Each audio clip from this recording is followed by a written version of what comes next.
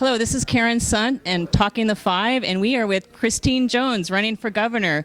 Tell us about yourself, Christine. Well, I am a Republican candidate for governor, but I wasn't always a candidate for governor. Once upon a time, not so long ago, I was just a regular, ordinary citizen, like the people watching the show. And I came to this having spent about 25 years in the private sector. I am a CPA and a lawyer. The last 11 years I spent with a tiny little startup technology company called GoDaddy. And we started there with just a few dozen employees, and then over the next decade, we grew the company to about 4,000 people, most of those jobs right here in Arizona. And we sold the company, and I didn't have anything else to do, so I started to get encouragement from friends and family, and here I am now running for governor. So you were the original GoDaddy girl, huh? Well, they like to say I was the original, I was the button-down side of GoDaddy, and so I guess if you put it that way, yeah, I was the very original. Well, I mean, looks are everything, you know. You look great. You look like you could be a GoDaddy girl, and well, I'm also a GoDaddy client, so that's very good that's very nice to know. But that you came from the like one of us, regular industry, and brought it up to good business and was able to sell it, be successful, and now you're trying to do the right thing, right? Yeah, well, it turns out that we have an opportunity in Arizona to have some conservative leadership that comes, not from the establishment, but from the same perspective that the regular voters come from, and I thought it'd be a good time for us to put the voice back to the voters instead of having politicians tell you who they think you should vote for. So this conservative message has really resonated. We've now traveled about 40,000 miles all over the state, all 15 counties, and we've learned that what we suspected all along is really true, that people want leadership to just say, I'm going to acknowledge these issues for what they are. They're statewide problems that require cooperation and leadership to solve.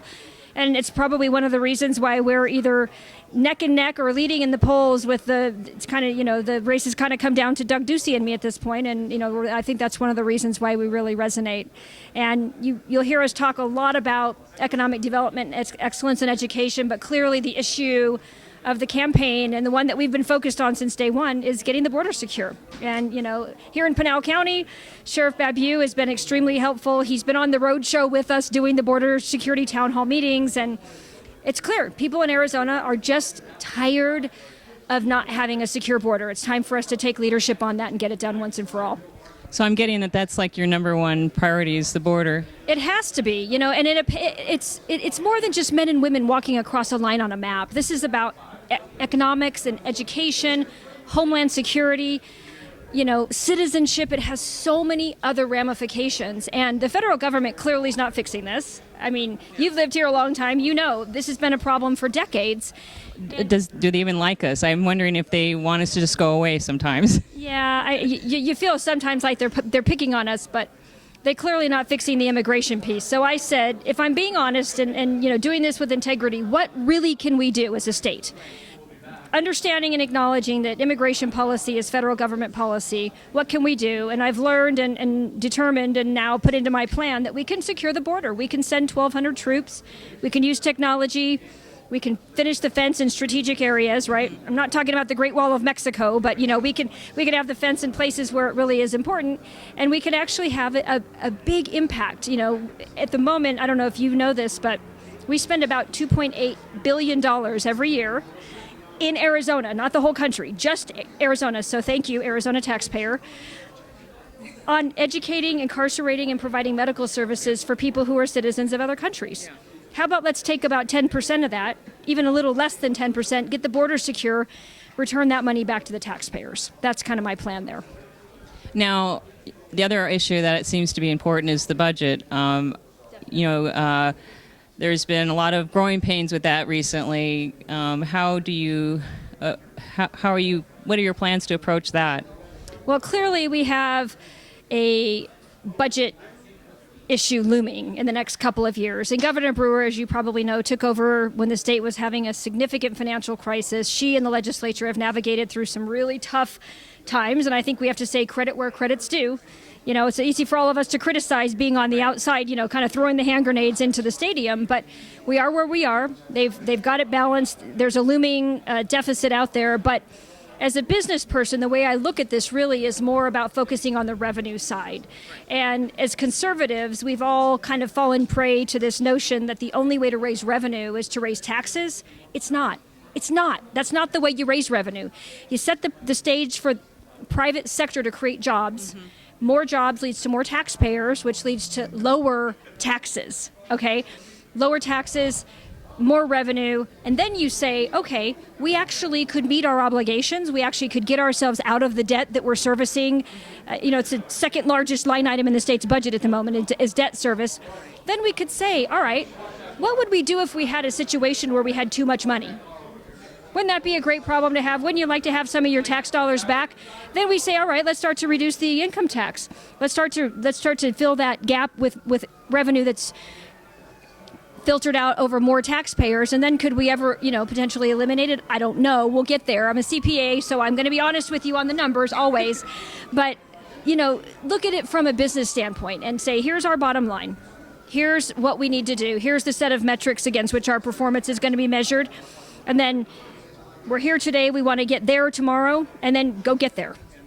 Well, I mean, there's a no-no of saying no more tax incentives.